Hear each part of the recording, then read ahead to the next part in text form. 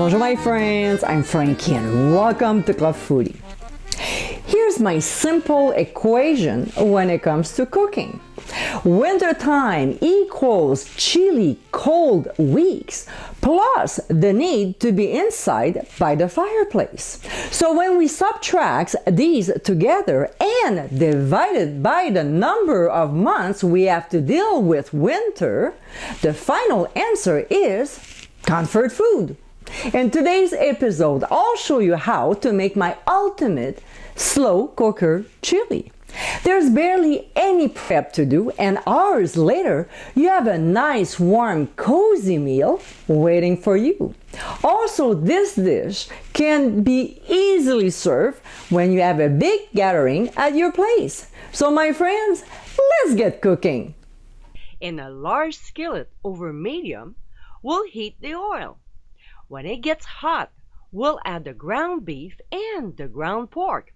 We'll cook the meat until brown, and then we'll transfer it to a colander to drain for a good 5 minutes to remove the excess fat. We'll return the skillet to the heat, and when hot, we'll add onions and saute until almost translucent, about 3 minutes. To this, we'll add red peppers, yellow peppers, and poblano peppers.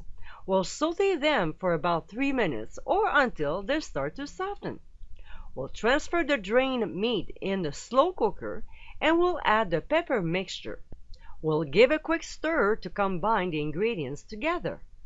To this, we'll add chili powder, ground cumin, New Mexico chili powder, brown sugar, chipotle pepper in adobo sauce, hot sauce, Worcestershire sauce, smoked paprika, Mexican oregano, cocoa powder, cayenne pepper, and pasta sauce. Let's give it a stir so all the ingredients are well mixed. Now we'll add the red kidney beans, black beans, fire roasted green chilies, Roma tomatoes, and pressed garlic.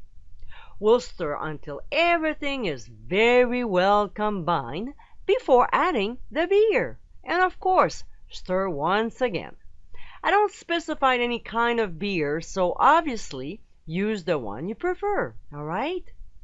So we'll set up the time for 6.5 hours on low or on high for 3.5 hours.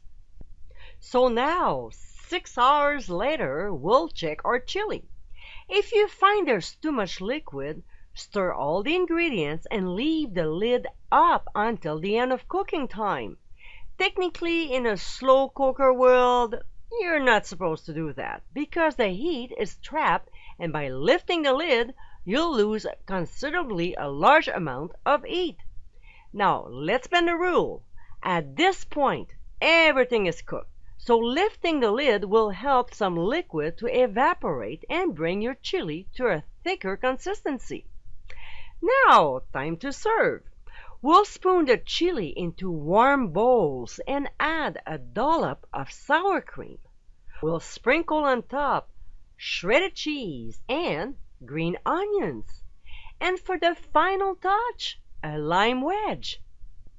And my friends, this is the ultimate slow cooker chili. This dish is packed with a bunch of flavor that blends so well together. It is a simple comfort food recipe that gives you warm, cozy feeling inside. It is so satisfying. I hope you give it a try soon, and be sure to visit clubfoodie.com for ingredient amounts and more info. Until next time, my friends, bon appétit!